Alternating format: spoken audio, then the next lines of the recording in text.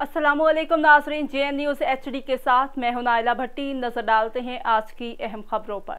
Lucky Marwat बन्नू खोजाड़ी साबिका district council member और पाकिस्तान तहरीक इंसाफ के सूबाई रहनुमा मलिक शेरोज़ खान की आगे के आज़ादी मार्च में कसीर तादाद में लोगों की शिरकत को यकीनी बनाने के लिए मीडिया के नुमाइंदों से गुफ्तगू करते हुए किया।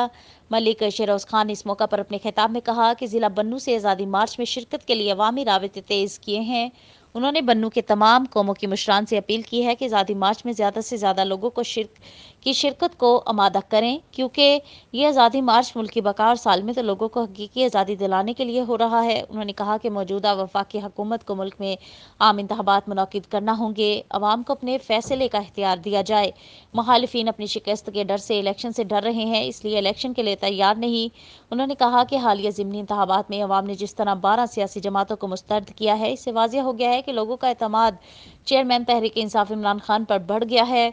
इमरान खान वाहिद लीडर हैं जिनकी क़यादत में पाकिस्तान मौजूदा बहरानों से निकल सकता है और तरक्की की राह पर गामजन हो सकता है। मौजूदा वफाकी हुकूमत ने अवाम का जीना मुहाल कर दिया है।